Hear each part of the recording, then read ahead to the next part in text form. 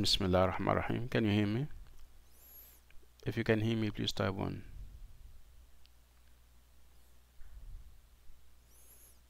Okay. So is it loud and clear, everyone?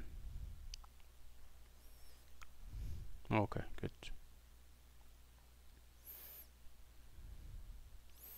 We'll have to also record the class. So let me record it.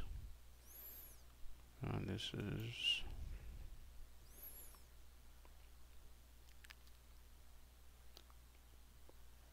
is our, let me ask you this. So is this our 5th or 6th class? I think it's class number 5, right?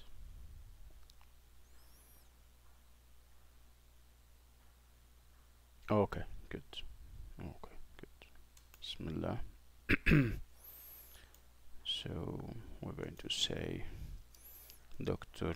Sameh, and we're going to also say class 5 for easy retrieval, of course. Well, we are now on our way. The class is being recorded as usual. Okay, so good morning, everyone. Sorry for yesterday. I mean, obviously Adobe is getting very busy and traffic is very heavy over there, but that's why we couldn't have access to the room. So we're making up for this today by today's early class. I know that you guys are not. Yeah, I think you can see me now, right? Okay. So if you can see me, okay. So let me get this straight. You can see me, you can hear me, and you can also see the slides, right? Okay, nice, good. Okay, what is it that is what is it on the slide? What can you see on the slide? Can you read it? Type what you read. Okay, nice. Okay, so it's the Sign of 4 that we're doing today. A very light-hearted detective novel, if I can call it a novel.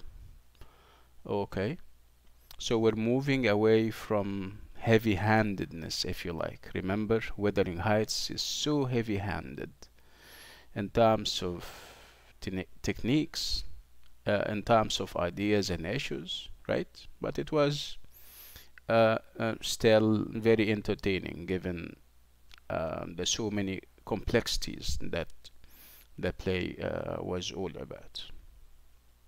I think we're so satisfied with the performance, with what we did with Wuthering Heights. We debated lots of issues. We did a number of discussions, and you guys were part of these discussions, and you have informed the argument by contributing input, which I'm taking the opportunity to thank you for. So again, thank you so much for the input. Thank you so much for the insights that you have given to the discussions of and on Wuthering Heights. Fahd is saying that there is an echo from my mic. Can you hear me now? Do you still hear this echo that you're talking about, ya Fahd?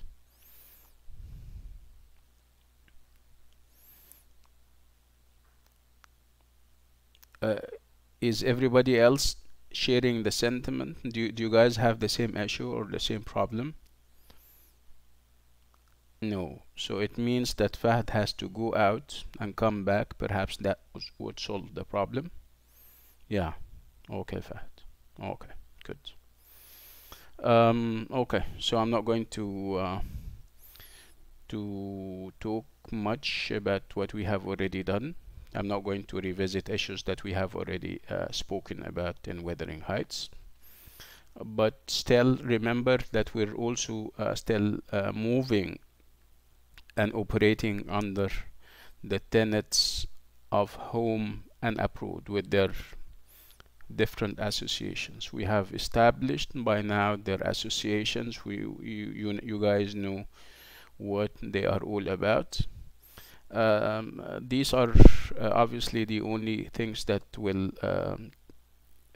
continue with us, the idea of home and the idea of abroad. We're doing them in the sign of 4. We're detecting and tracking them down in the sign of 4, and also in the beach in Felisa or off Felisa by Stevenson. Okay. This is let me share with you the good news that this is not as heavy-handed as the sign of 4, like I said earlier. Okay, if you're into detective and crime fiction, this is the thing for you. You're going to enjoy it. If not, like I said, it's not as thick as Wuthering Heights. The issues are light-hearted. They can turn funny sometimes. Okay, and the framework remains home and abroad. So, where in terms of locations, what do I mean by home in the sign of 4?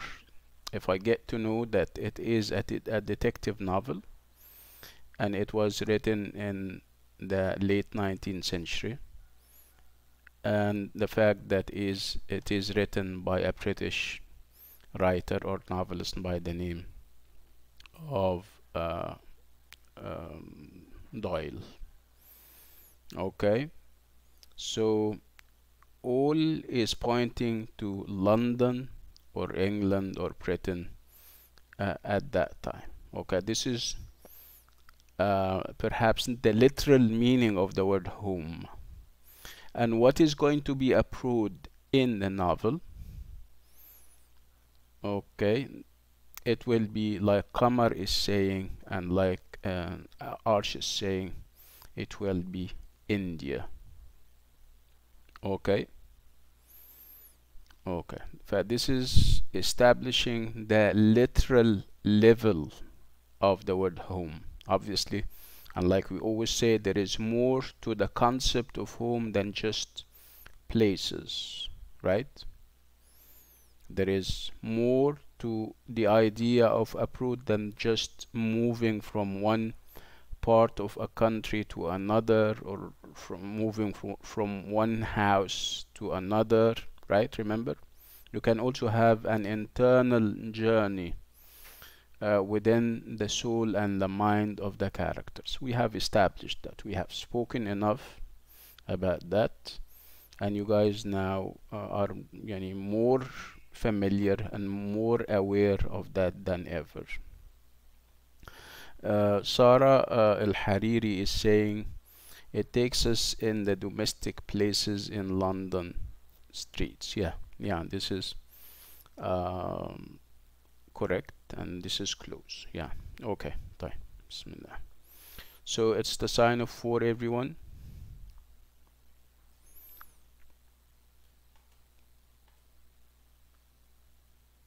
So the sign of 4 by Arthur Conan Doyle.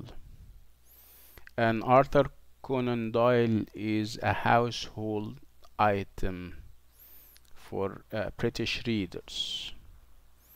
And I think he is also popular across the board, right? Whether we're talking about Britain or outside, whether we're talking about the continent, Europe, or even beyond that. So prior to coming to the class, prior to dealing with this class, and when you have first seen the calendar, did the name ring any bells when you first saw Arthur Conan Doyle? Did it ring any bells at them? Did it remind you of anything? Did it trigger off any thoughts? Okay, Arch is saying yes. Arch, can you elaborate? Why are you saying yes?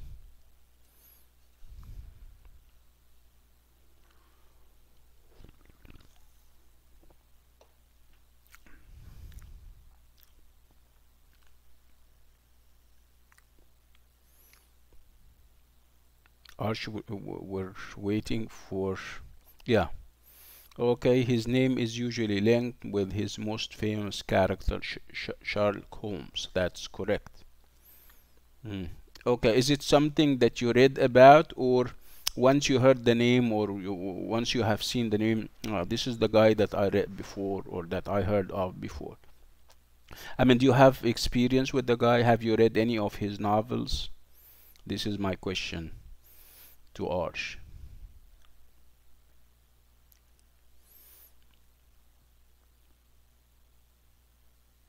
Okay. Nof is saying something interesting. She's saying that she doesn't know the guy. I mean, she doesn't know the author, but she knows one of his characters. The character of Sherlock Holmes is obviously all over the place. Everybody knows about Sherlock Holmes and what he stands for, right? This private detective who is both serious and funny, right? Nof is also saying that she has seen the series, but she hasn't read his novel or novels. Now is the time, ya Nof. You'll be encouraged through our discussions to go and grab the book and read it for yourself. Perhaps not only this book, because he's famous for a number of books. Okay. Okay, we haven't heard Kamar. Kamar is normally well read, and she knows about these people. Kamar, does the name ring any bells at the back of your mind, Kamar? Nof is also saying, I already read 5 chapters of the Sign of War. That's good news, Nof. Thank you so much. I'm so proud of you. Arch is saying, I've read Hounds of Baskerville too long ago. That's interesting. Yeah. Okay, good. So you guys are into detective crime, I mean detective novels and crime fiction. Let me ask you this question. Are you into that? Do you read crime fiction? Do you find them yeah, fascinating? Or what? Nof is saying, yeah, she finds them or finds crime fiction engaging. How about Kamar and everybody else?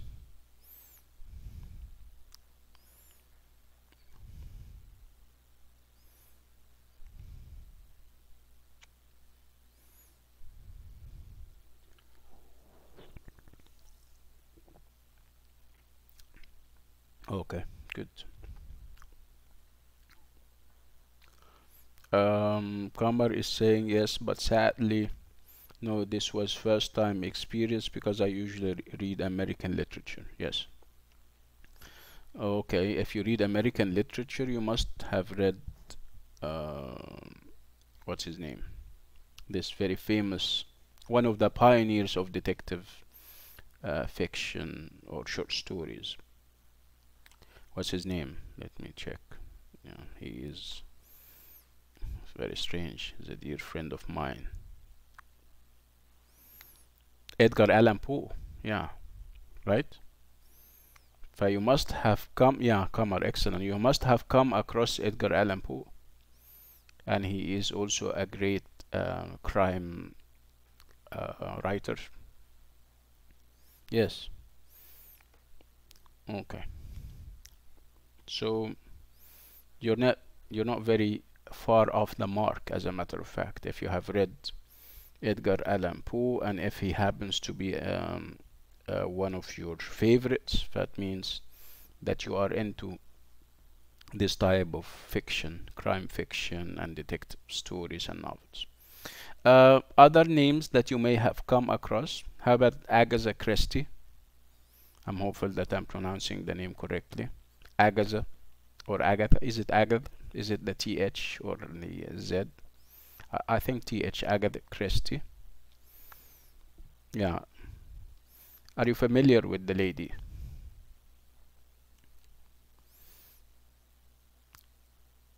Okay. Arch is saying yes, she is.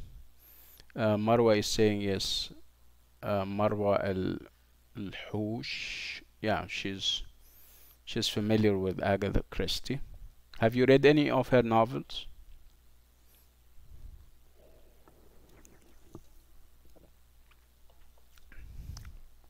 Okay.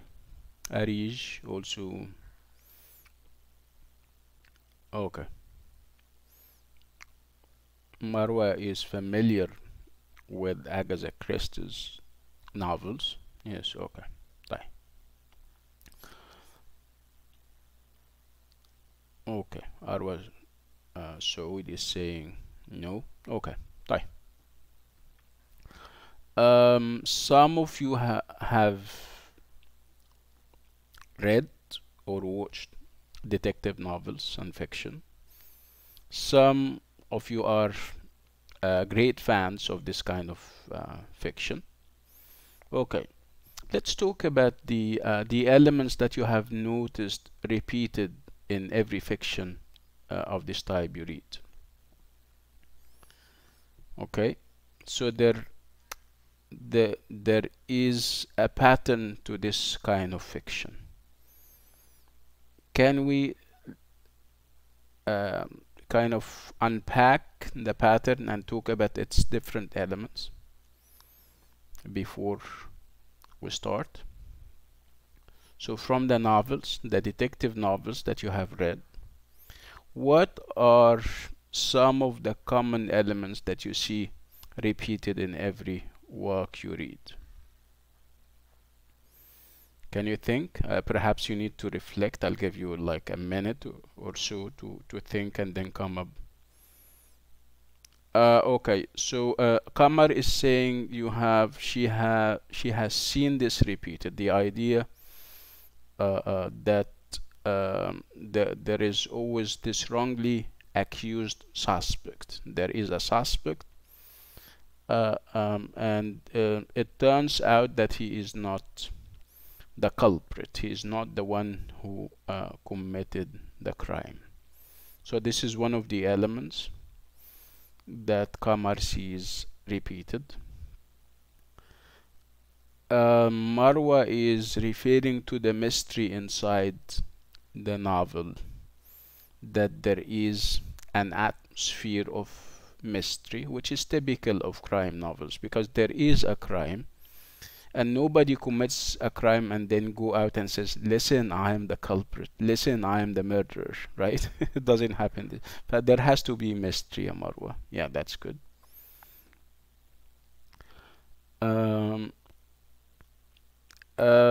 Arch is saying that there is also the element of the witty or smart detective. He can't be a detective if he is not witty or if he is not smart, right? Because people go to him so that he can solve these mysteries. Okay, find, you know, detect I mean, there are lines that he has to go through so that at the end he comes up with the name of the culprit or the one who commits the murder or the theft, right? Marwa is saying, and how they make you think and imagine many events to discover the truth.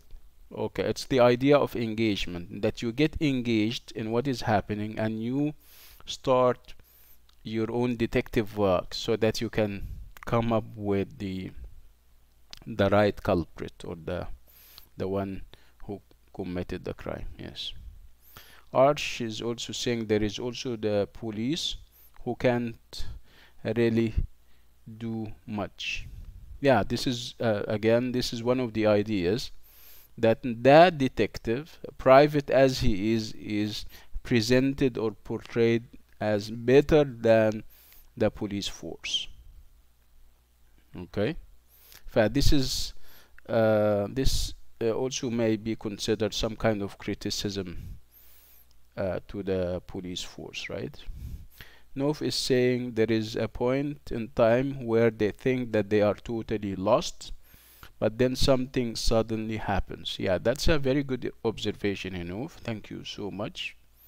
Again, it's detective work and there are ups and downs, right?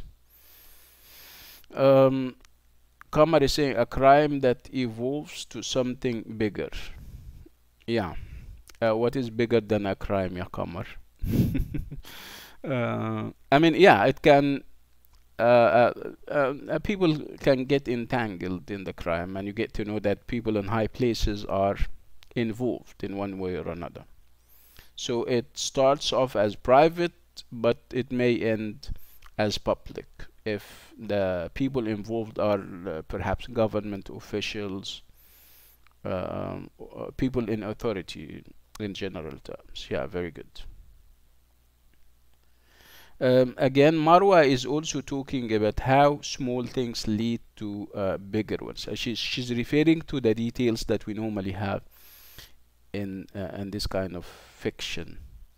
Okay, there is attention to small details because small details make all the difference for the detective. Okay, he sifts the details and then come up with a scenario with something. With So he sees significance in those small details, if you like. Very good. Nabila is saying the character who thrill of the investigation. I'm not sure I understand Nabila. If you can rephrase it, please. Arch is saying sometimes the criminal tries to mislead the detective so that he isn't caught easily, which is, yeah, I wouldn't consider this an element, yeah, Arch, because this is natural and instinctive. If you commit a crime, you make sure that you leave no traces behind, right? So it's a natural, um, you know, a natural thing, more or less. I wouldn't consider this one of the major elements. Okay, so we have spoken enough about the your observations of detective novels and detective fiction, and now we're going to go to the details. Most of what you have said is going to be seen here. I like the observations that you made, and these observations, if anything, it shows that we are in front of very intelligent and smart readers. You don't just take stuff for granted. You stop and think, and then you observe whether there is a pattern and this pattern is followed or not. This is typical of genres. Whenever we talk about genres, we talk about patterns that get repeated in the upcoming works. Okay, Nabila is saying she meant that the character Holmes who thrills the investigation. Yeah, if we're talking about Doyle's detective novels. Okay. Okay, so it's The Sign of Four by Arthur Conan Doyle. So how much do you know about Arthur Conan Doyle? You said that he is British, but which part of Britain was he from?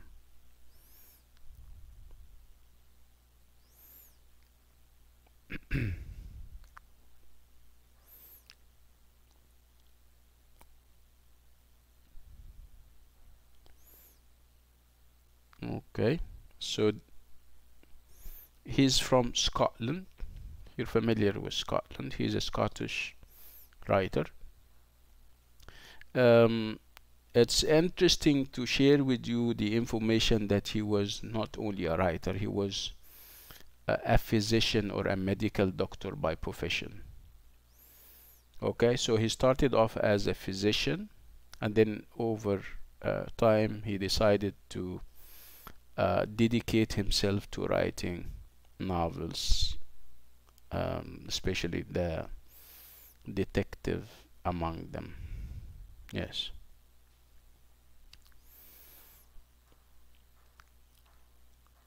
So it's Arthur Conan Doyle, everyone.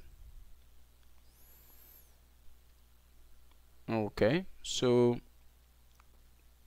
Sir Arthur Conan Doyle was born in 1859 and he died in 1930.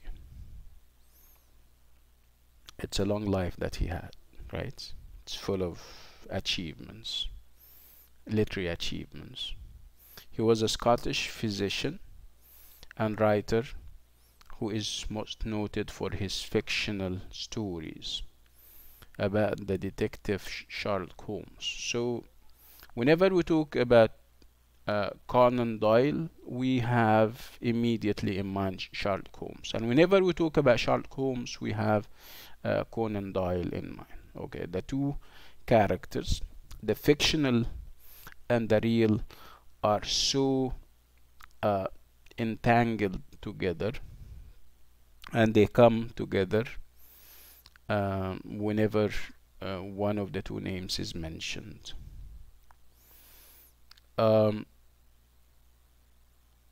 Again, he there is I mean, he wrote other things, other novels, and they were also as famous and as popular. He wrote, for example,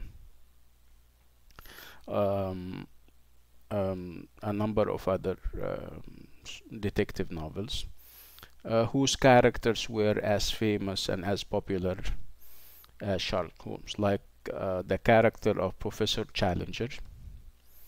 Okay, this is also another character that lots of people are familiar with.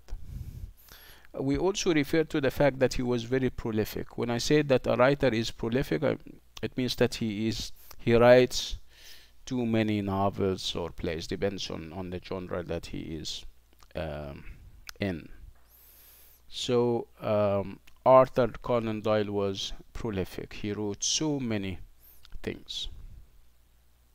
So he was a prolific writer who wrote fantasy and science fiction stories, plays, romances, poetry, historical novels. You see how rich this guy is, how prolific he is.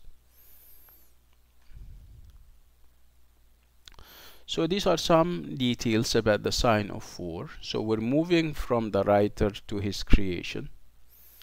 Okay, we're moving from Arthur Conan Doyle to the sign of 4, one of his popular stories or detective novels.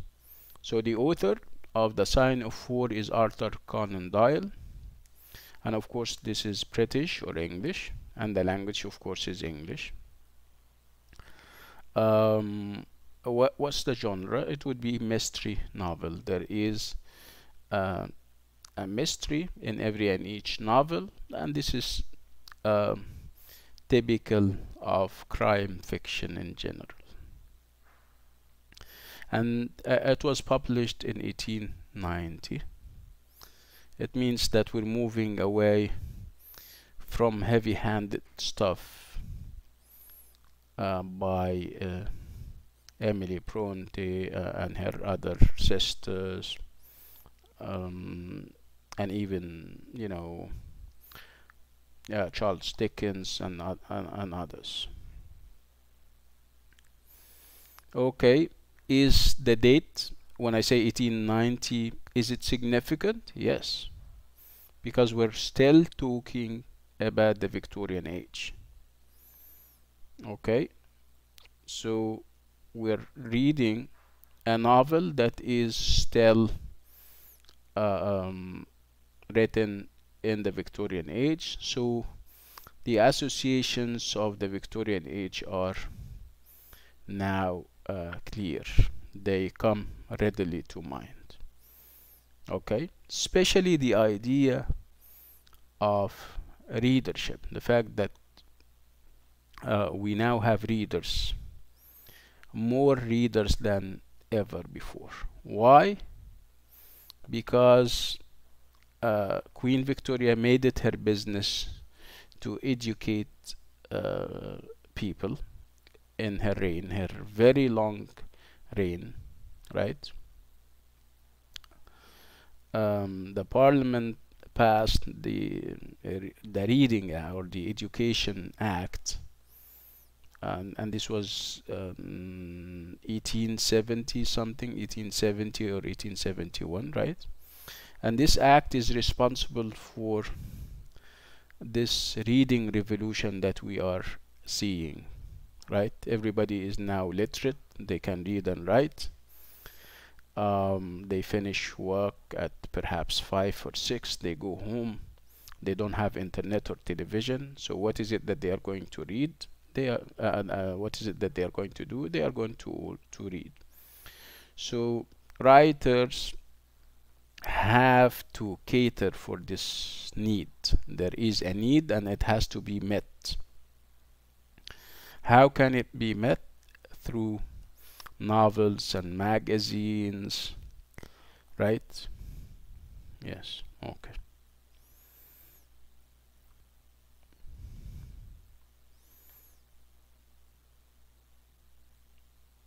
Okay.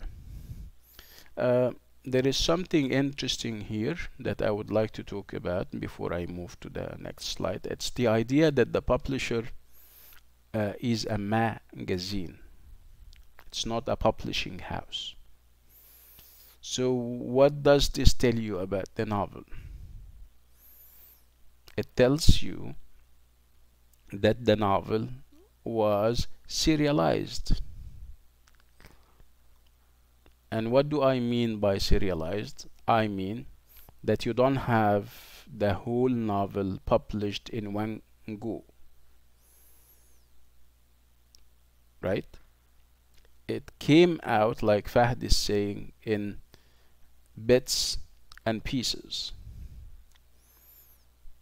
Okay, like we see now, for example, TV serials. It is divided into episodes, parts, small parts, right? Okay, so the Sign of Four, when it was first published, it was published in parts. Why? In order to fit the nature of magazines. So you have a magazine, and the magazine is perhaps weekly. So every week you have a part, or you have an episode. And this may account for the episodic structure of the Sign of Four. You can feel that it is made up of episodes. Okay? They can be a little bit different or separate. They talk about different issues, but there is a unifying element. The unifying element would be the crime or the crime case that we're looking for clues for, right? So again, I'm stressing the fact that the novel, the Sign of Four or the Sign of the Four, is or was published in bits and pieces. Okay, so every week a piece come out, and this piece is made up of perhaps 3,000 words. So 3,000 words wouldn't be too long or too much. Okay, so the reader reads this small chunk, gets happy about what is happening, and awaits the new episode the next week or the upcoming week. Okay. Because you're keeping you have to keep your reader at bay, like they say. You need to keep them on their toes, if you like. Okay, you want them to wait until the next week and to be so excited to read the new part or the new episode. Yeah, you build, like Kamar is aptly saying, you're trying to build their sense of anticipation, And you can do that by having what we call cliff hanging situations. Okay, you make sure that the part ends in a cliff hanging way, something that can take your breath away. You cannot wait to see what will happen next. See? Okay.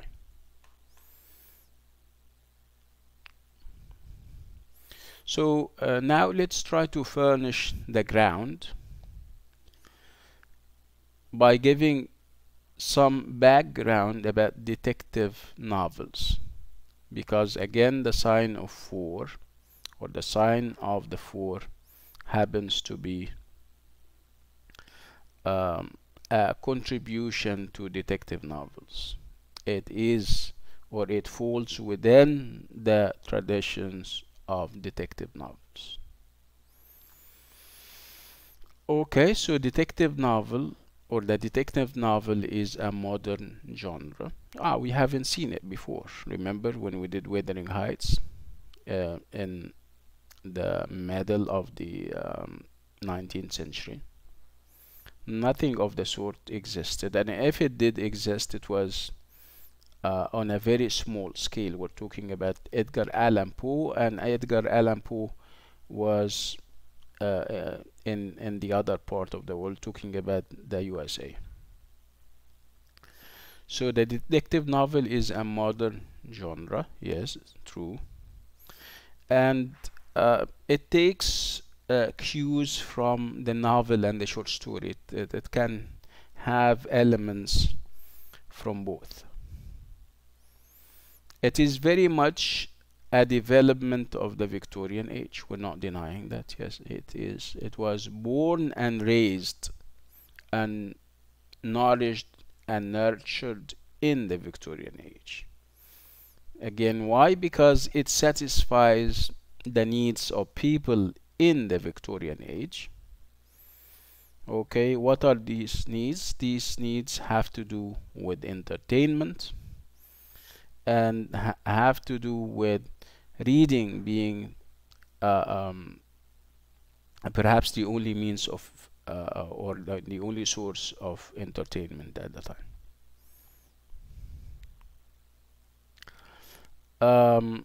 It depends from its beginning on a single criminal case, almost always a murder or a theft. Yes, at the core of a detective novel you have a single criminal case, which can be either a murder case or a theft, sometimes both, and the whole work revolves around the idea of trying to work out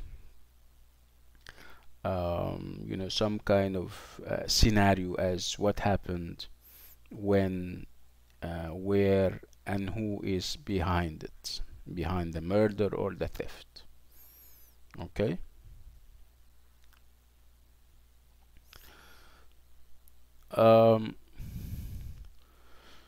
Remember when I spoke to Kamar about Edgar Allan Poe, and we said that he is a pioneer. Actually, his novels, or one of his fiction, detective fiction, happens to be the earliest detective fiction in the English-speaking world. Okay, we're saying in the English-speaking world because there were perhaps earlier attempts by French writers, as we're going to see in a minute. So the earliest detective fiction in the English-speaking world was The Murders in the Rue Morgue. Does the name ring any bells? Have you read that, Kamar? Have you read that? The Murders in the Rue Morgue. This was written in 1841. And this was written in the US, like I said, and this is considered the earliest detective fiction in the English-speaking world. Do we have other attempts by other people in other languages? Yes. And it was in France and in the hands of Emily Gaboureau, excuse my French, that detective fiction began to assume something more like its modern form.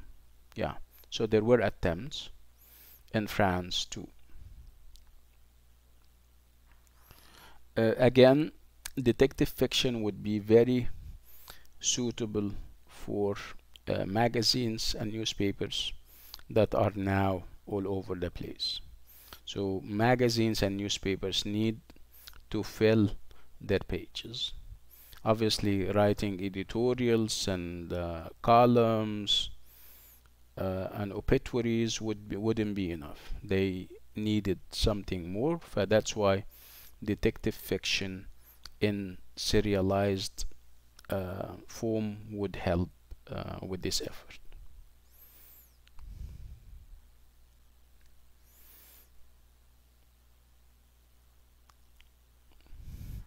Again, we're referring to, remember, pioneer attempts and early attempts are not really, you know, they are not truly a representation of the genre when it develops. So these are early attempts and they have their defects and errors.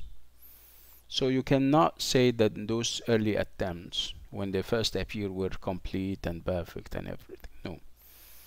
So the genre has to go through a number of alterations and modifications until perhaps Doyle appears and we start to have traditions and patterns that get repeated in every work. And Doyle is partly responsible for that. We can say that he is one of those who set the traditions of detective novels through his characters, the Holmes and Watson stories and all these kinds of people.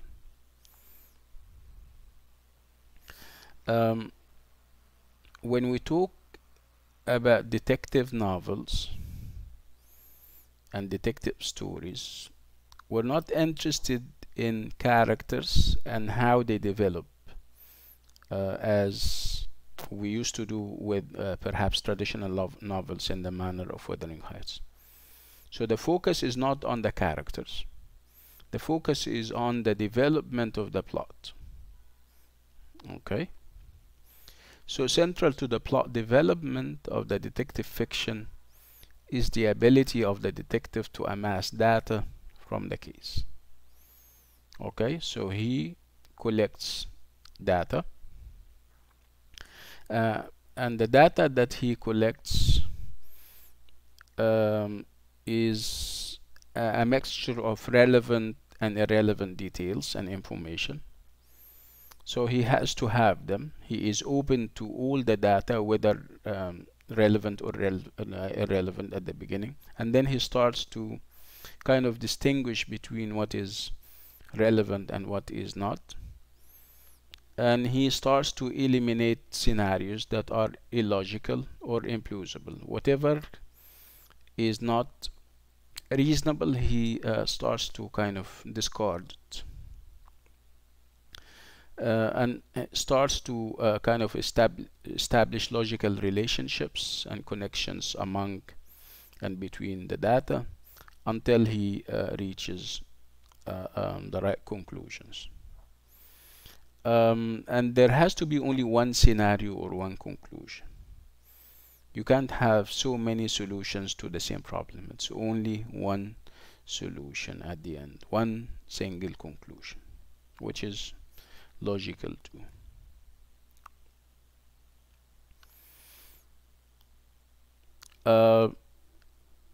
Typical, when you have eliminated the impossible, whatever remains must be the truth. If you start with this idea of elimination, you eliminate whatever is not logical, whatever is not possible.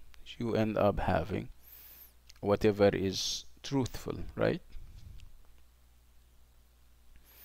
And then the detective normally uses deductive methods. He uses the logical tool of deduction. Again, it's not only him. At one point, we as readers start to engage in this kind of deduction making, and we start to kind of piece together the pieces so that, and the clues, so that we can come up with our own conclusion, right? Again, we're talking about detective work, and detective work has to have rules and regulations. So the detective work that we have seen in detective fiction is evidence-based. It is based on evidence and proofs. Okay? If you're concluding then somebody has committed a murder and it's Sameh and not Qamar or not Sarah, I have to provide and I have to produce evidence. Okay, it's not just an impression that you're making, no. So it's more or less scientific, and science is based on proof and evidence, right? So detective fiction is evidence based, empirical. Empirical means that it is based on observation. Okay, you observe stuff, so it's not all, yeah, the connections that you're making and establishing in the mind are fine and everything, but there has to be physical, like we said, physical evidence. Okay, you have to even experiment and see things for yourself. Okay, this is what is meant by empirical and factual, based on facts. Again, we're stressing the fact that with detective fiction you have details, and these details are relevant and irrelevant, are significant and insignificant. Again, who decides?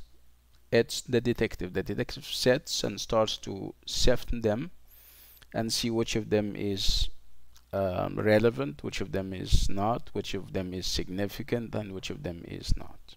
Am I making sense? Okay, good. Again, details, small details count in detective novels. So it's not only the detective who must be careful not to let anything escape his attention. It's also the readers. You're engaged in what is happening. You're so drawn to it that you yourself as a reader become a detective in your own right.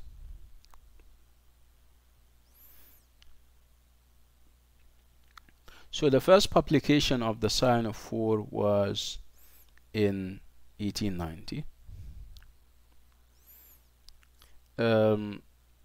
However, he wrote another famous novel, and it was actually a turning point in his career as novelist, and it was called A Scandal in Bohemia. This was in 1891.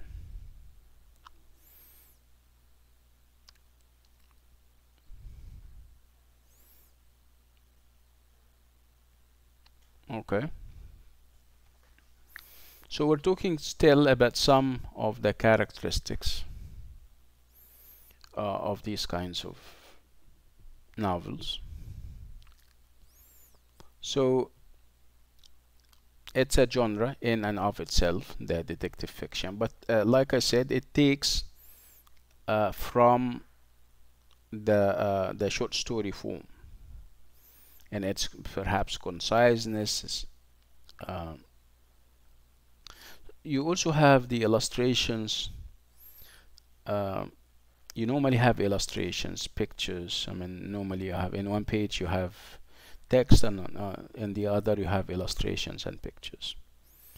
And this was perhaps we don't have that in novels anymore. You only have text. Again, those illustrations are meant to perhaps enhance the sense of realism and reality that the novels claim to have. These are London detective novels, and people need to look at pictures that are of London landmarks and London places. So illustrations were meant to add to the realism of novels.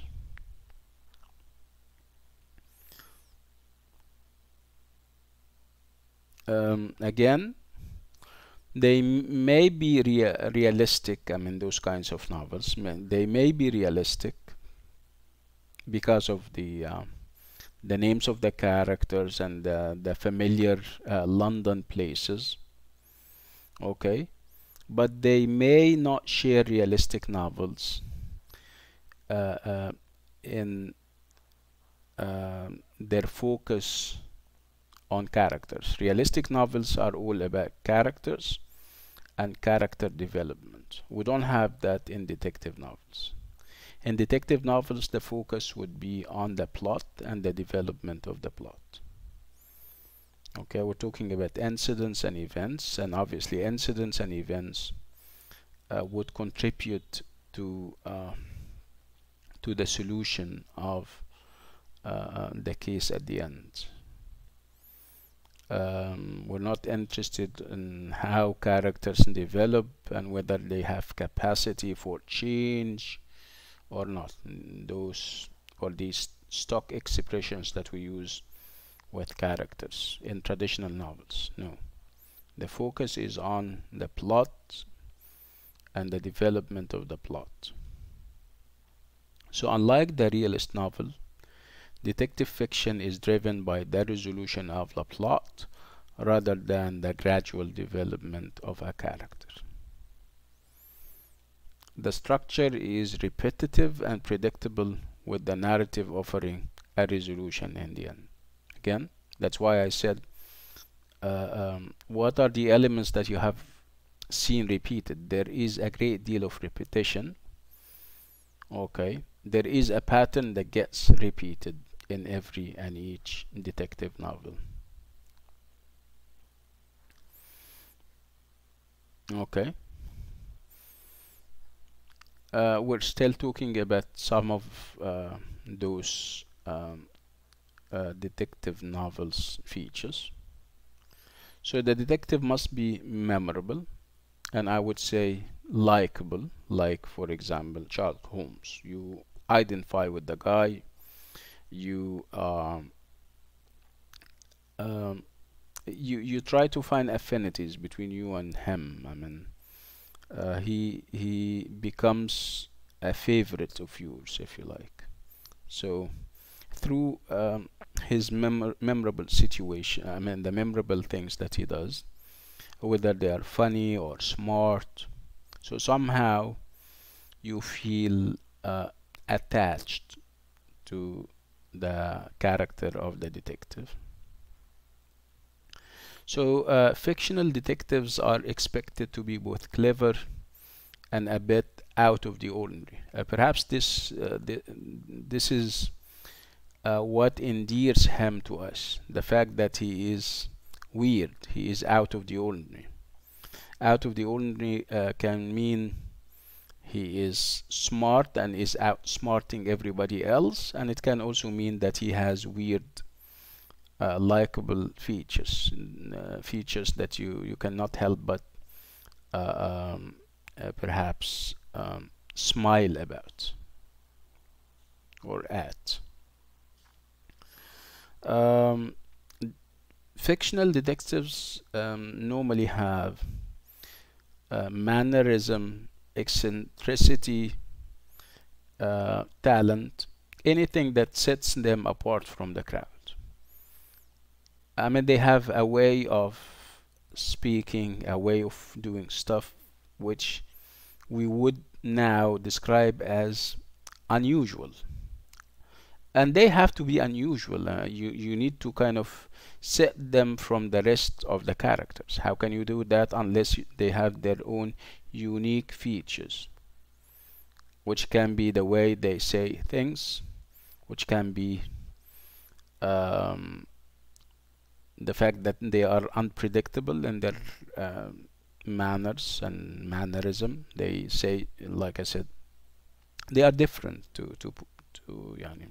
The bottom line that we're in front of people who are not from the common run. If everybody else is common run in terms of, you know, and their flat characters, the detective is different, and he has to be different so that it can be set from the rest of the characters. The crime must be significant. Spoke about that. So a murder case is very significant. A theft, we're not talking about people pickpocketing each other. We're talking about something bigger than that, right?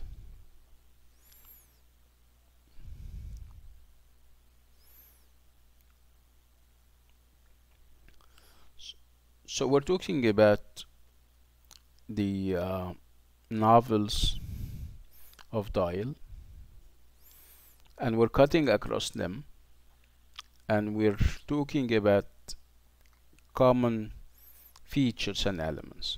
And one of them would be that most of the stories open with Holmes and Dr. Watson in their cozy rooms in Baker Street, and most end with them back there. So the wheel come full circle. You start with London and you end in London. You start in Baker Street and you end in Baker Street. Again, Baker Street is a familiar street that would add realism again.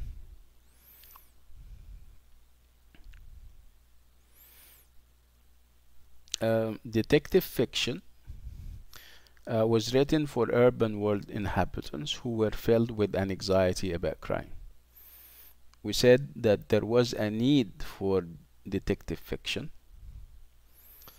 The need was on a number of levels. Remember, the first need would be that detective fiction would be one of the sources of entertainment for readers, right? People wanted to read, and you diversify what they read. Sometimes you give them long 3-volume novels in the manner of Wuthering Heights. Some other times you give them light-hearted detective novels in the manner of The Sign of War. You also do that in order to the idea of providing them with detective novels. You're trying to somehow reassure them that everything is under control. So people in the 19th century, in the Victorian age, had their fears and insecurities, if you like. Again, because of the mixing between the home and the abroad. Whatever, you can be home, but you are abroad at the same time. Having people, foreign people. This was the age of the empire, where it was very common to see Indians, to see Chinese, to see Africans going about in the streets of London. British society, xenophobic as it was, or as it has always been, felt threatened. So they started to ascribe all the crimes to foreigners. They felt threatened with the presence of foreigners. Okay, so you have detective novels in which the murder case is at the end resolved. We get to know the criminal, and he goes to jail, right? So you're writing these novels, these detective novels, perhaps to reassure the readers that no matter how smart criminals are, they are under our control. We discover them, we detect them. Okay, you're getting the point. Detective novels was meant or were meant at the time to reassure the public that no matter how high the rate of crime is, it is still under our control. Detective, uh, the detective work is very clever, whether we're talking about the police force or private detecting, and they can track down culprits and criminals. Okay.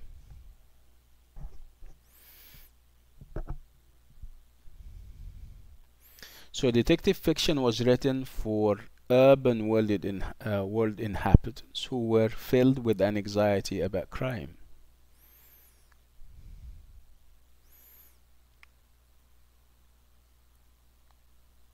So consuming detective fiction like Holmes stories in bite-sized, small and regular chunks provided readers with a sense of engagement with the threat of crime, while offering them a comforting reassurance that all was indeed under control.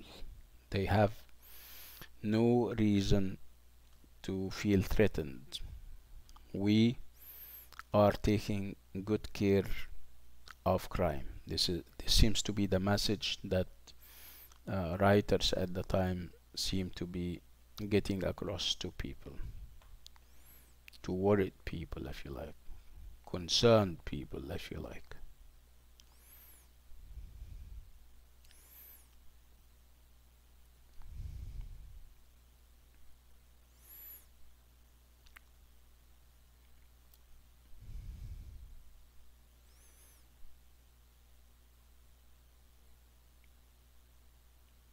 I'm not going to go back to details about the history of detective fiction because we have already done that.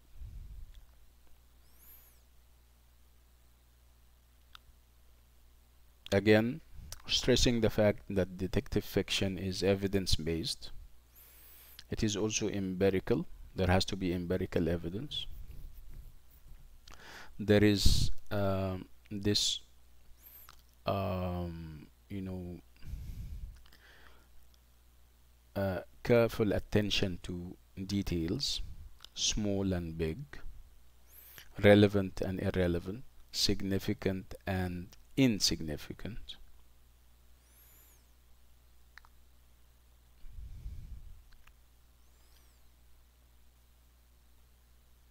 Okay. Let's move somewhere else and talk about the novel, The Sign of Four, or The Sign of the Four. As you know, I mean, normally if you have a novel, the novel gets inspired by ideas and issues at the time of its production or creation. So the Sign of Four is based on what issues at the time? We're talking about the Victorian age. This was 1890, right? So what was happening at the time that triggered Doyle to write a detective novel like this one? Of course, writers do not shut their ears against news and reporting. Okay, they are part of society. They have eyes enough to read and they have ears enough to hear what other people are saying. So at the time, not at the time, actually a little earlier, perhaps 10 or 15 years earlier, there was what is known as the Indian Mutiny. Um, so what is mutiny? M-U-T-I-N-Y, mutiny. The Indian mutiny is an incident. I don't want to spoil it. I would like you first of all to check the word mutiny up. Uh, okay, stop everything and go and look the word mutiny up. Give me its different entries. Can you do that? I'll give you a minute for that.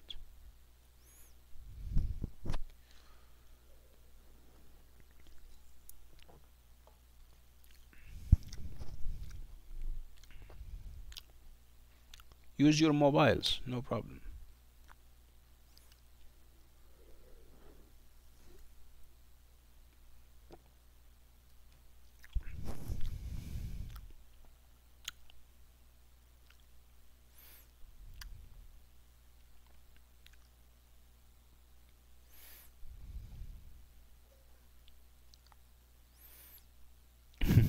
No, yeah, it's very far off the mark, ya Qamar. Conspiracy is a totally different issue. Okay, so Sarah is saying it's rebellion, violence against authority. No, it has nothing to do with greed, yeah, Arch.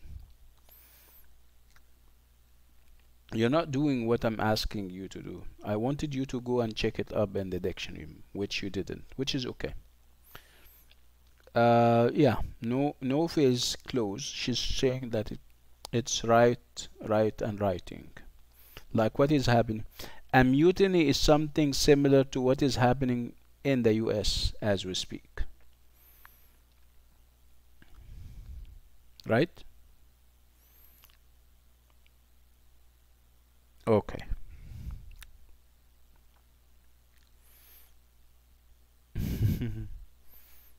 Okay. Yeah, more or less like an uprising. Okay. So the English, it depends on who is describing. See? So Nabila is saying it's an overthrow of a lawful authority to which they are subject. Um, okay.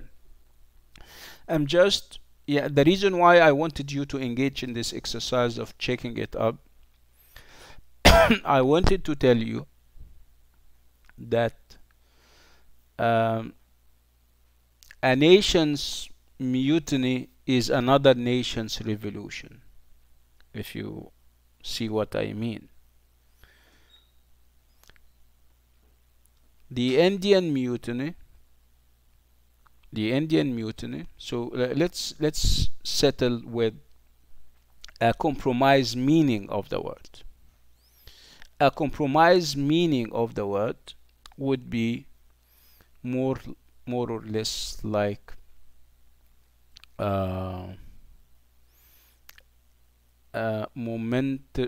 momentary violence. I mean, people take up violence, okay, to express anger or resentment over something. So people are engaged in violence because they are making a statement. They are saying that we're not happy with this or that. Okay. The authorities are going to refer to what I'm saying as mutiny, but these people who are engaged in violence are going to say this is a revolution or an uprising.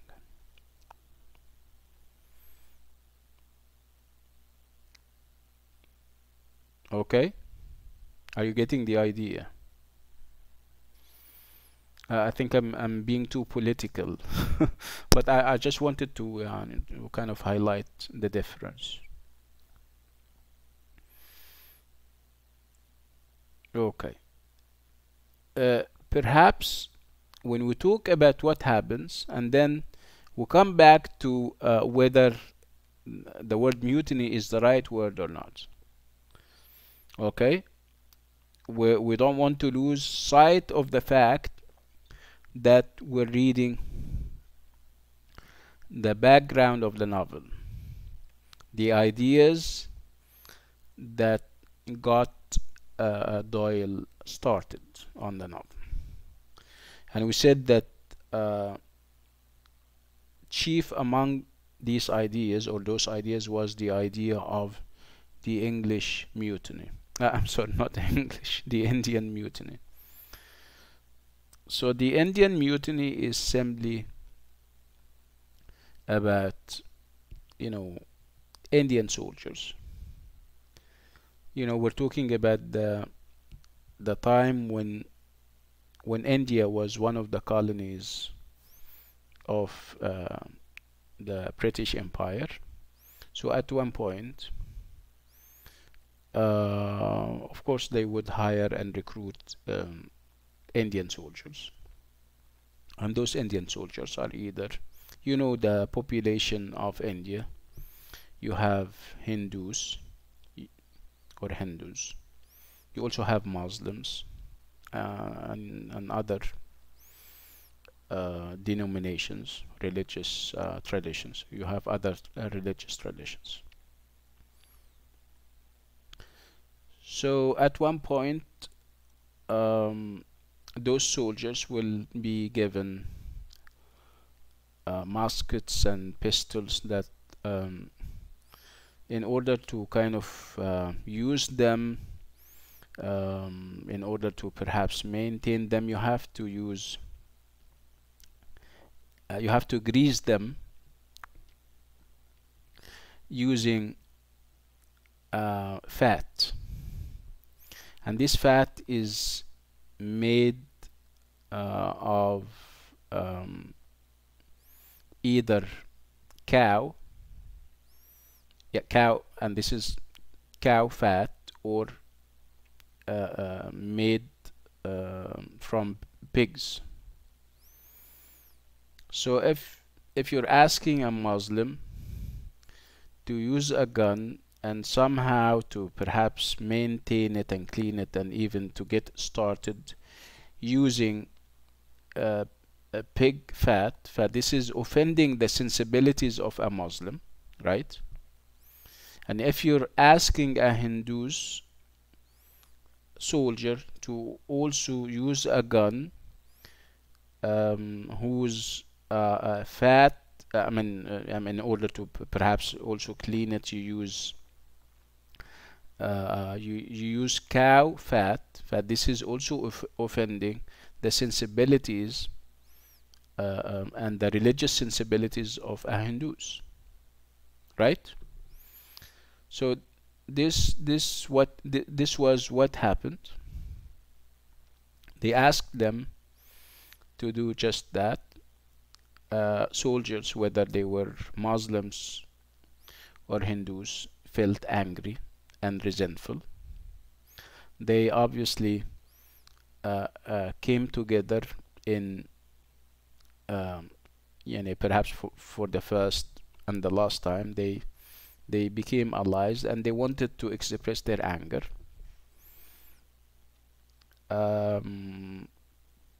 Obviously the British administrators didn't like it, and instead of appeasing them and instead of saying, okay, we understand, no problem, just put it aside, and no, they insisted, and they treated them in a violent way. The next thing you know is that the whole regiment, or the whole Indian camp of soldiers, they revolted against them, against their obviously their British leaders, and they engaged in acts of violence that stayed for an entire year.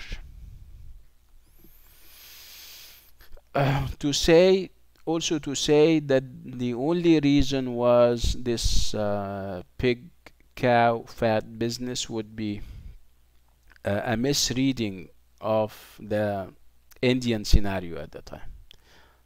Obviously there was more resentment than just pig and cow fat. You're talking about taxes that I mean crazy taxes that the British are imposing on people. Of course, these are forces of occupation and they don't deal with people in a civilized way.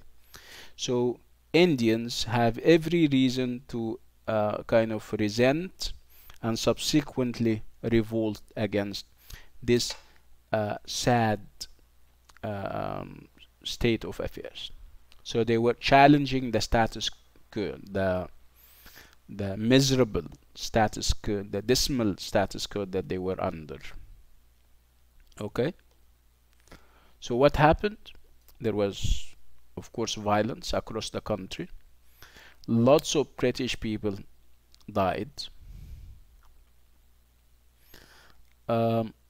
Okay, so the British Arch is saying they wanted to drive the British out eventually. Yes, yeah.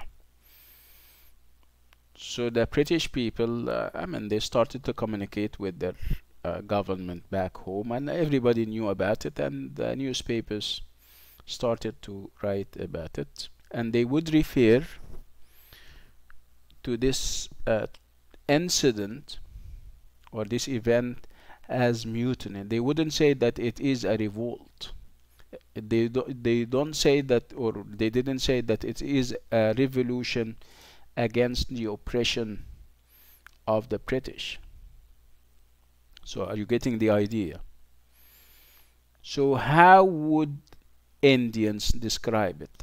Are Indians going to use the phrase Indian mutiny?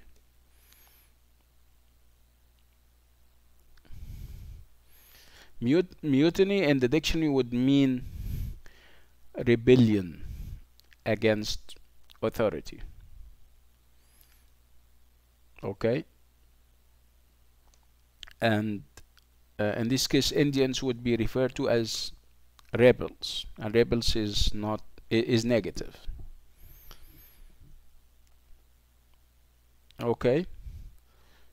So, like I said, in their literature, in their reporting, British people are going to refer to what happened as Indian mutiny.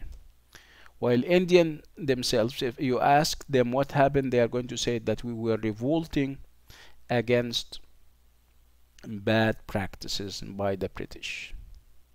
Right? So again, I'm coming back to the idea that one country's mutiny is another country's revolution. I'm hopeful that you're getting the idea. Okay. So in all cases, the novel that we have is inspired by and is based on this Indian mutiny kind of thing.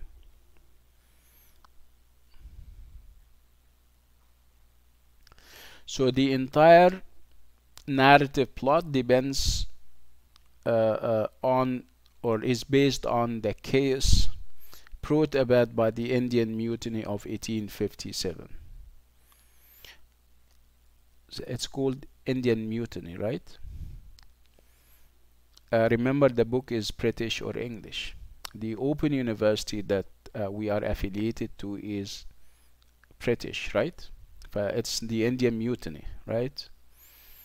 Again, if you're going to talk about it, you wouldn't say that it's a mutiny. It's more like a revolution, right?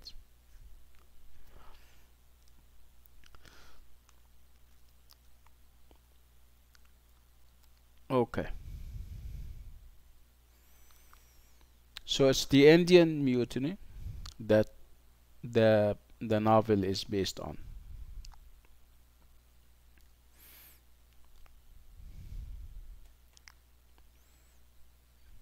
Let's talk about the Mutant, and I'm going to read this very quickly because we have already spoken about it. So the Mutiny. One historical event that shapes the narrative of the novel is the outbreak on May 10th, 1857, of the violent rebellion of Indian soldiers and civilians against British East India company rule. See what the book is describing it. At one point he says it's a the writer is saying it's a mutiny. At another is saying it is a rebellion. So whether it's mutiny or rebellion, this is an indication that the Indians did something wrong, which is not true, right? So it lasted until July 8th, 1858, which means that it took a long year of violence. And this was the first serious challenge to British control and rule in India. Again, if we talk about the causes, we have already spoken about the causes of this mutiny. So this mutiny erupted or broke out. No, we're talking about British rule back in India.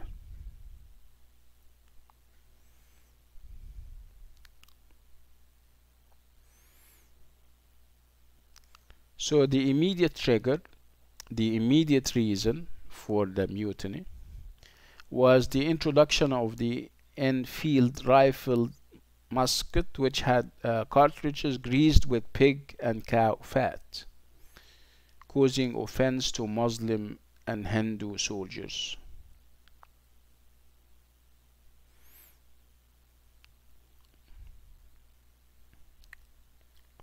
Again, to say that this is the only reason would be kind of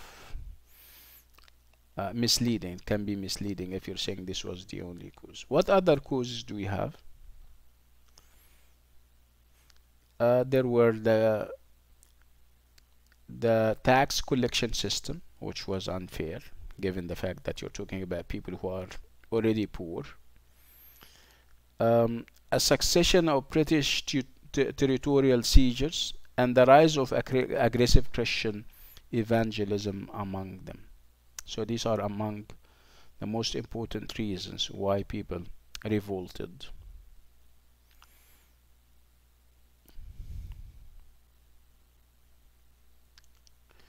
Okay, we're perhaps more concerned with the literary reaction to the mutiny and how the mutiny was described and portrayed in literary works. And we're going to have only one example, which shows you how biased and how unfair the British, whether they are the authority, the government, or regular individuals, or even literary figures, they were all allied in their misrepresentation of what used to happen in India.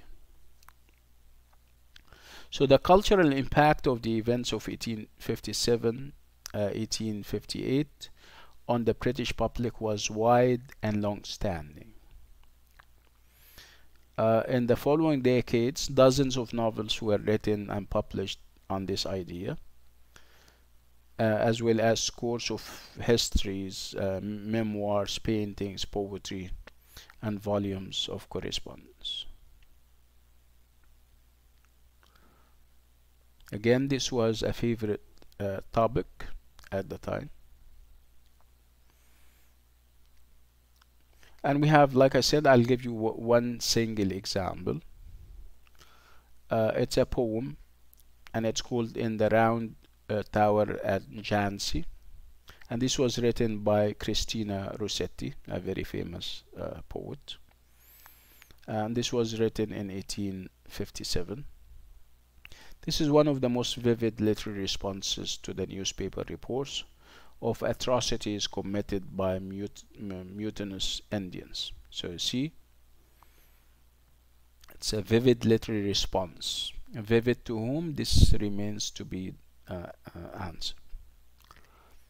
So what did Christina Rossetti said? And I'm having examples from the poem. I would like you to look at the illustration. In the round in the Round Tower at Jansi by Christina Rossetti. So what can you see?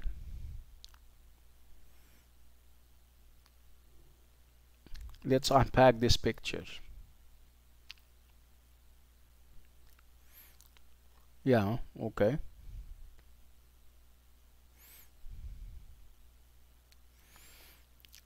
Okay, so obviously you have people and they are fighting. Yeah, okay, Fad is saying, yeah, anger.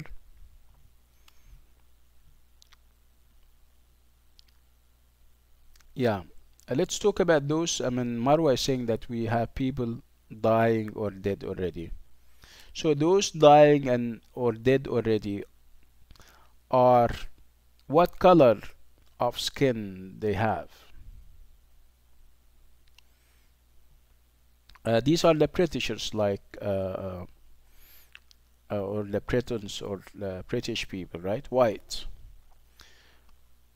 Okay, so the painter, the one who painted the picture, is trying to say that white British people in the picture are the victims.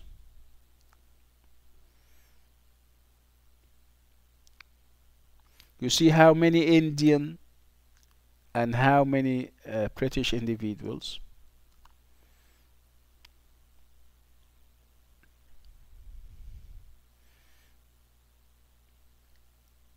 So you're getting the idea that the painter is biased. The painter is trying to communicate the impression that Indians were violent, that Indians are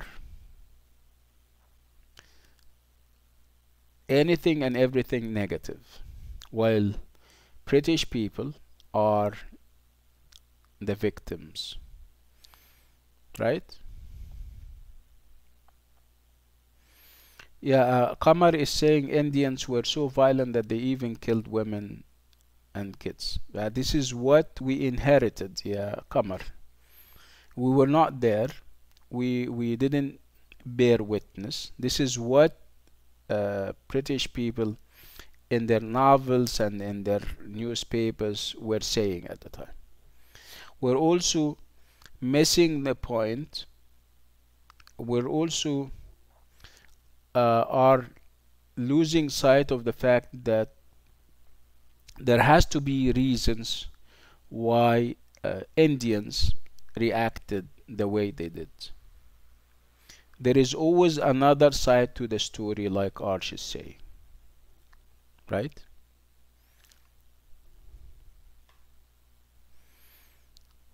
So it's a complicated situation, and this brings us to the idea of home and abroad, right? I'll give you, I want you to read this. These are, if this is not the whole poem, these are parts of the poem. I would like you to read.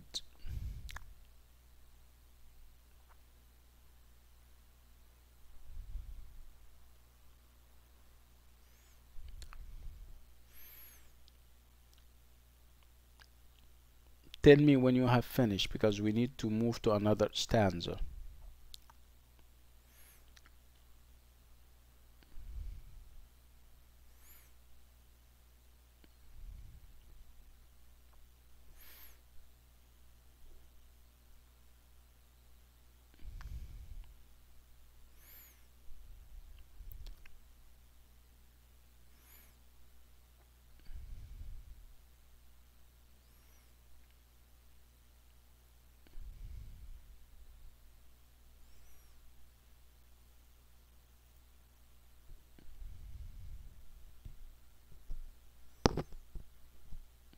Done?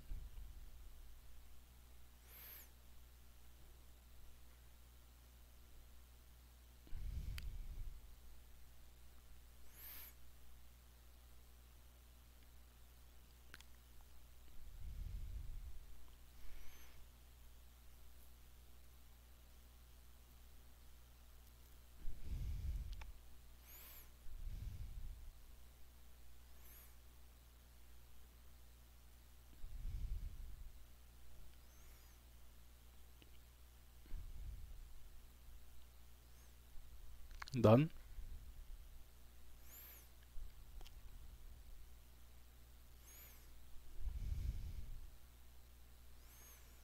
So what do you think of the poem?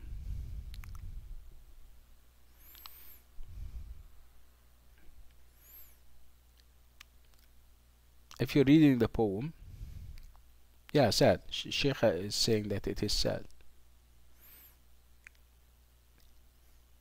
Arch is saying it describes a painful event.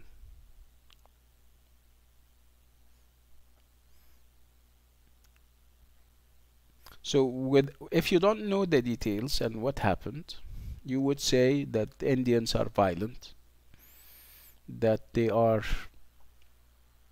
inhumane, right? They have no feelings, and British people are angels. They are innocent, right? And they were victimized. Okay, I'm not challenging what is being said. I'm just giving you representations of what was written in British literature at the time. Okay, and I'm taking the opportunity to tell you not to take stuff for granted. Don't accept stuff as is. You need to challenge what is being said or written, right? So again, we shouldn't lose sight of the fact that this was the background to the novel. Okay? Background in what way?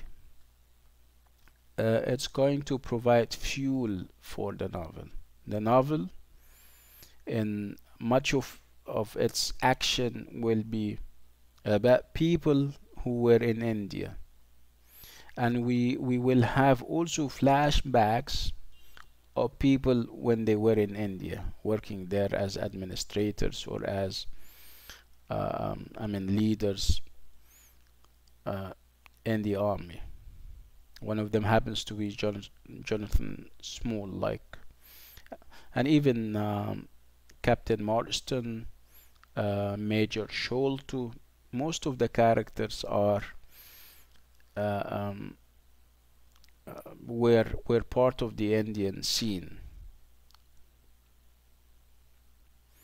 Okay.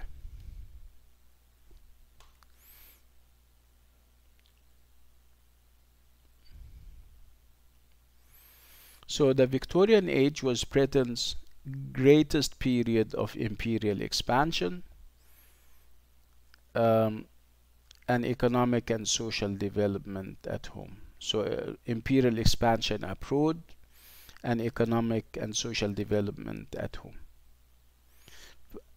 Uh, what is responsible for this economic and social development? It's the colonies. It's the abroad element.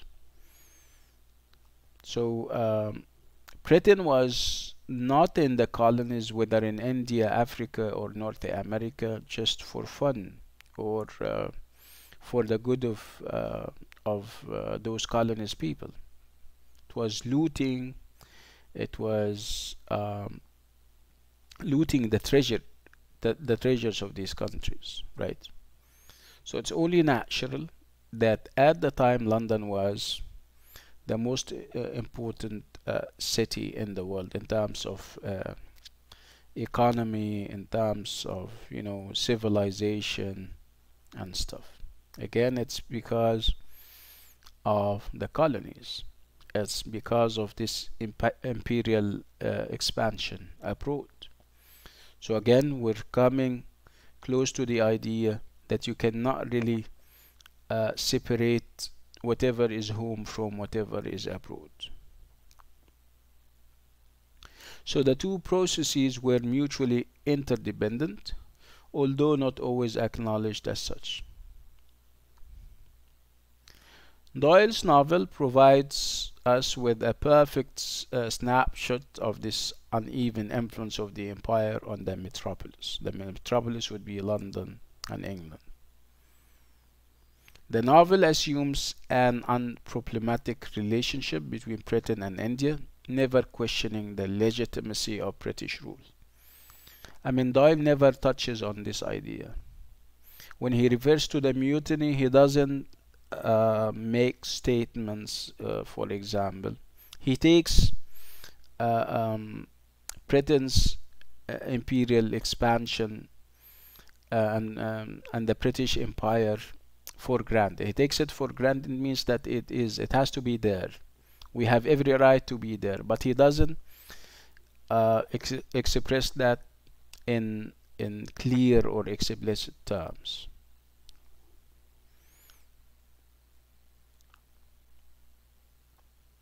Okay. So the Sign 4 is a domestic and detective novel. So domestic in what sense? Because we're talking about London. We're talking about a young lady by the name of Mary Morriston, and she is enlisting the help and commissioning. She is commissioning a private detective to probe into the reasons why her father is missing. Okay, it's domestic. It is true that search and research and detective work will take them to places outside London, I mean India, but they don't go to India, of course. I mean, we get to know about India and what happens through the different characters, but it takes us from London to outside and then back. So as you can see, it's a tour that we're having where the home elements and the abroad elements are allied like they never did.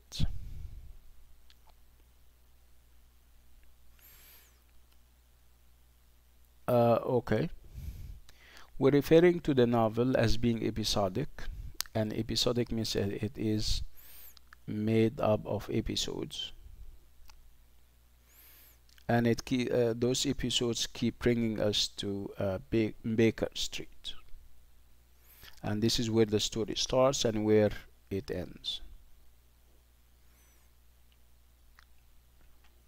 Again, through what happens in the novel, we get glimpses and insights into the life of the bourgeoisie, middle class people like Watson and Sherlock Holmes. You have small details that you can only identify with Victorian middle class people at the time, and this would add again realism and credibility to the narrative. What do we have? We have convivial dinner with fine drinks, reading the newspaper over breakfast, practicing the violin, taking afternoon tea. So these are familiar things. Again, they would add credibility and realism. So the level of domestic detail in the Sign of 4 is designed to flesh out the character of Holmes and make him a realistic and believable personality. So realism is very important, right? So that's why you have small details that would make the character of Holmes and others lifelike, relatable to the Victorians, of course, believable. Again, we spoke about the illustrations, and we said that the illustrations are illustrations of places or identifiable places in London at the time, and that would also create appeal among the readers. So the description of Baker Street, 221 or 221B Baker Street, is cluttered with details of a domestic interior that readers grew to think of as real rather than imaginary.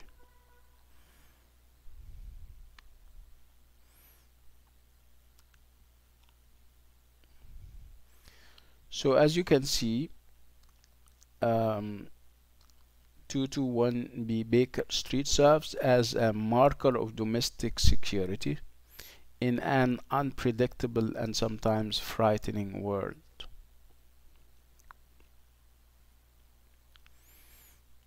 So the threat that the outside world presented to the home is an everlasting theme in the novel, in which domestic space repeatedly doubles as a crime scene.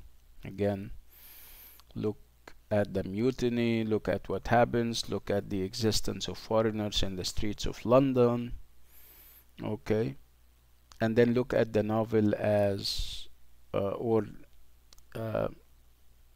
the place or the home of Sherlock Holmes as a marker of domestic security. It is as if the detective, through solving those cases, is trying to impress on everybody that things are under control. It is true that the police force may be next for nothing, good for nothing, but we are here, we are maintaining the peace. Okay. Again, you would also have things that would also tarnish the image of home. So if home is a source of security and safety for the readers, and if I mean the address on Baker Street is a safe haven and a guarantor, if you like, something that guarantees security and order and everything, you need to also remember that in this specific house, Holmes, who is supposed to bring peace and order and everything, is a drug addict. Of course, not in the modern or the contemporary sense. He was not as bad, but he himself, we have signs where he injects himself 3 times a day with a 7% solution of cocaine, and this happens in the drawing room. And again, you know, home, as we have been trained, is all about peacefulness, is about perfection, is about innocence, right? So we have part of the image is tarnished, and this is, again, it gives you this sense of confusion that we are always grappling with in these novels in the Victorian age.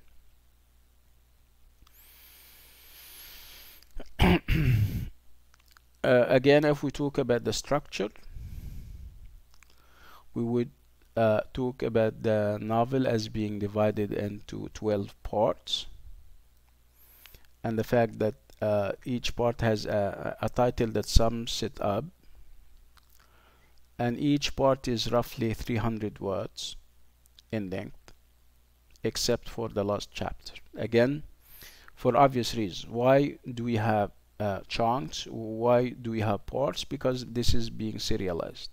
You don't have it in one go. I mean, it has to be serialized so that it can be suitable for publication in a newspaper that appears weekly, for example. So the short chapter structure is designed to facilitate easy serialization in the pages of a newspaper or a magazine. So the episodic character of the narrative indicates the type of readership and reading experience. Remember, we're talking about mass market. We talk about readers who read small chunks of fiction for 30 minutes or so. I mean, then they get off, switch off. You wouldn't give them more than that. Otherwise, you're risking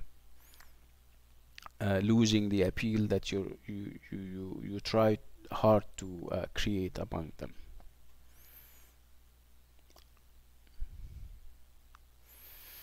um, we need to also refer to the fact that at the time, and perhaps this is one of the reasons why novels would have this appeal, is that we're talking about a period that is called the information economy period. And this is what England and Britain was witnessing in the Victorian age. An increasing number of people were literate and had access to information. Information of all kinds, whether educational, vocational, and also entertainment based. So this is going to be this is going to materialize through cheap fiction, magazines, and newspapers, and also through being a member of public and lending libraries.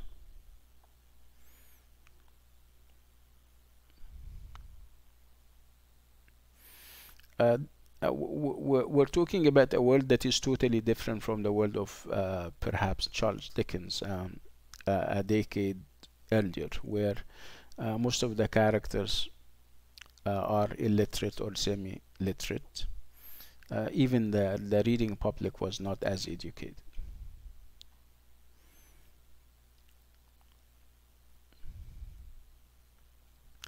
Again, we're talking about information economy. We're talking about the consuming or the consumption of reading material. For obviously you have an insatiable appetite for more. That's why you would have plots that would go as far as India and other places. This is to feed the evolving monster of readership. And that's why you have most of the characters in one way or another related to places other than England at one point in their lives. Like Mr. Watson, for example, who was born in India. Like Captain Morstan, who spent many years serving as an officer in the British Army in India, in Agra and in other places. So as you can see, India, especially India, was, I mean, very important for the British people, for the British Empire, and it seems that Holmes was aware of that. And he acknowledges that, but he doesn't. But he's not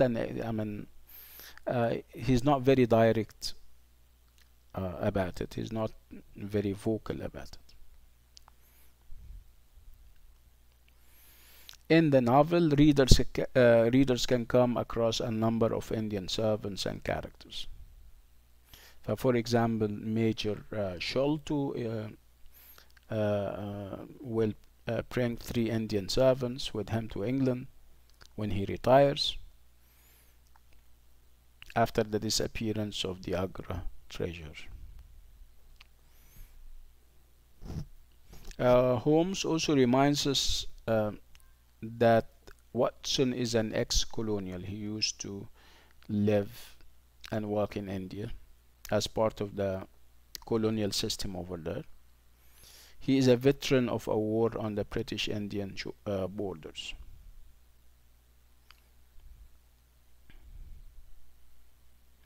So if London represents on the surface the comfortable world of domestic interiors, India is depicted as its polar opposite, a land of extremes of wealth and poverty, danger, lawlessness, and above all, financial opportunity. See?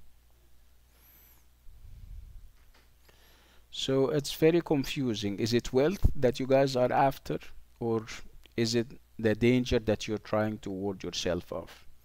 So you have this confusion. They want both. They say bad stuff about Indians and India, but at the same time they have their eyes set on Indian wealth. So both the wealth and the danger of India constantly threaten to destabilize London or London life.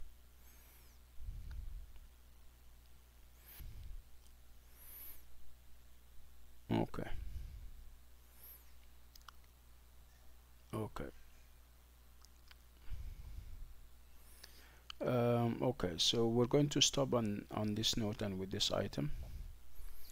When we meet again next time, inshallah, which happens to be a Thursday, right? We have a class on Thursday.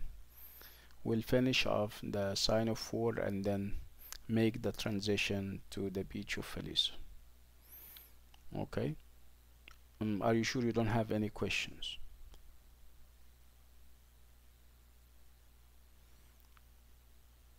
Okay.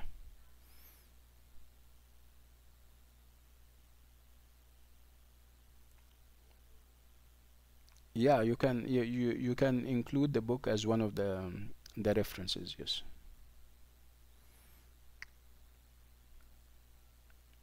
Yes. Yes. Read The Beach of Felice. Okay. So I'll see you on Thursday, inshallah. Until then, all the best. Assalamu alaikum.